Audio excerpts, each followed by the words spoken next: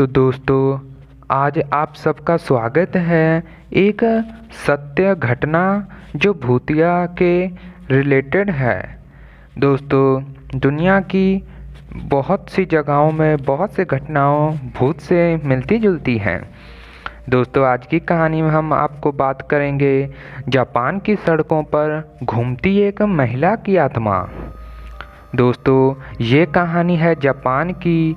वहाँ की लोक कथाओं के अनुसार जापान की सड़कों पर रात को एक कुची साका ओना नाम की एक महिला की आत्मा घूमती है, जिसका मुंह दोनों कानों तक काटा हुआ है। और ये महिला अपने मुंह को किसी मास्क या किसी कपड़े से ढके रखती है और अपने हाथ में एक धारदार हथियार लिए हुए जापान के सड़कों पर लोगों के घरों के बाहर और इधर-उधर घूमती रहती है। और बहुत से लोगों ने इस महिला को देखा भी है। कुछ लोगों का कहना है कि जब हम बहुत से लोग होते हैं तब तो ये महिला हमें कुछ भी नहीं कहती है, लेकिन जैसे ही कोई व्यक्ति उसे रात को सड़क पर अकेले मिलता है तो ये महिला उसे अकेले बैठे व्यक्ति के पास जाती है और उससे पूछती है कि क्या मैं खूबसूरत हूँ। और जब कोई व्यक्ति उस महिला से कहता है नहीं, तुम खूबसूरत नहीं हो, तो वह महिला उस व्यक्ति को धारदार हथियार से मार देती है। और अगर ये व्यक्ति पहले हाँ कह देता है तो वे महिला फिर अपना चेहरा दिखाती है और उस व्यक्ति से एक बात फिर पूछती है कि क्या वह खूबसूरत है। और अगर तब वह व्यक्ति मना कर देता है तो वह महिला उस धारदार हथियार को उस व्यक्ति के कान के घुमा देती है और उस व्यक्ति को मार देती है। और अगर वह व्यक्ति हाँ कर देता है तो वह महिला उस व्यक्ति का मुख भी अपनी तरह काट देती है और उसे भी अपनी तरह ही बना देती है।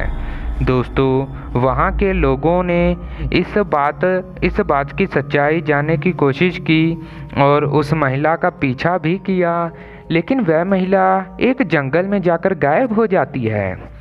वहाँ के लोगों का मानना है कि वह महिला रोज़ इसी जंगल से आती है और उसे जो भी व्यक्ति सड़क पर अकेला दिखाई देता है वह उसे मार डालती है। दोस्तों, ये कहानी सुनने में कैसी लगी हमें ज़रूर बताना। तो दूसरी कहानी का नाम है इटली की द क्राइंग बेबी की पेंटिंग का भूत। दोस्तों, ये सच्ची कहानी है। एक बार इटली के मशहूर चित्रकार जियोवनी ब्रोगोलिन ने द क्राइंग बेबी की एक पेंटिंग बनाई थी, जो कि इतनी ज़्यादा मशहूर हुई थी कि शहर के सभी लोग उस पेंटिंग को खरीदने लगे और अपने घर में सजावट के तौर पर लगाने लगे। लेकिन दोस्तों, हैरानी की बात तो अब शुरू होती है। दोस्तों, ये पेंटिंग इतनी ज़्यादा रसमयी थी कि जिस भी व्यक्ति ने इस पेंटिंग को खरीदकर अपने घर में लगाया था, उस सभी व्यक्ति के घर में आग लग गई, जिनका पता कभी नहीं चल पाया कि ये आग लगी तो लगी कैसे।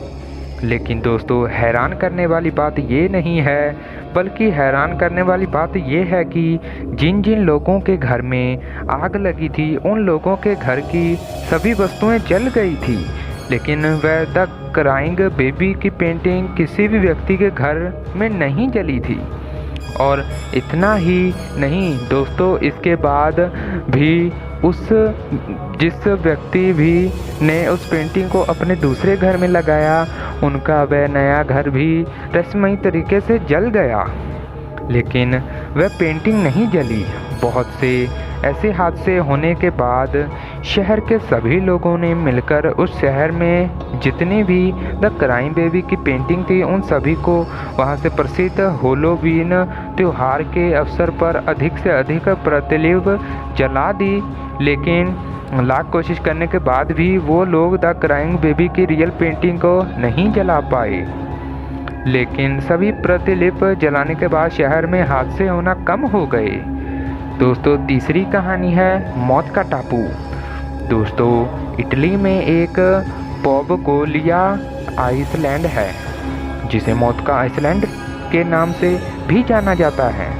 ऐसा माना जाता है कि बहुत साल पहले यहाँ पर प्लेन नामक बहुत ज़्यादा खतरनाक बीमारी फैली थी जिससे बहुत ज़्यादा लोग पीड़ित हो गए थे, और इस बीमारी से बचने के लिए और लोगों के इलाज के लिए पोर्बगोलिया आइसलैंड को एक हॉस्पिटल में बदल दिया गया था और यहाँ पर प्रतिदिन मरीजों के लाया जाने लगा। लेकिन यहाँ पर प्रतिदिन मरीजों की संख्या बहुत ज़्यादा बढ़ने लगी जिससे कि पूरा का पूरा आइसलैंड मरीजों से भर गया और यहाँ पर बिल्कुल भी जगह नहीं, जिसके कारण पोर्बगोलिया आइसलैंड के सभी प्लेग बीमारियाँ के मरीजों को सरकार के आदेश से जिंदा जला दिया गया था ताकि ये प्लेग बीमारी और ना फैले। लेकिन ऐसा माना जाता है कि इस आइसलैंड पर आज भी उन लोगों की आत्मा निवास करती है और लोगों के चिल्लाने की आवाज़ें इस आइसलैंड से आती रहती हैं। लेकिन जब एक बार फिर सरकार ने उस हॉस्पिटल को खोलने के लिए कहा तो वहाँ पर अजीबोगरीब हरकतें होने लगी। वहाँ से बहुत से डॉक्टर गायब हो गए जिनका पता कभी भी नहीं चला कि वो डॉक्टर आखिरकार गए तो गए कहाँ। लेकिन जब ऐसी घटनाएं बहुत ज़्यादा बढ़ने लगी तो इस आइसलैंड को सरकार ने पूरी तरह से ही सीज कर दिया, जो आज भी उस दिन के बाद बंद ही पड़ा है। और यही कारण है कि पोर्बगोलिया आइसलैंड को मौत के टापू के नाम से जाना जाता है। तो दोस्तों आपको ये कहानी कैसी लगी हमें कमेंट बॉक्स में ज़रूर बताना और हमारी वीडियो को लाइक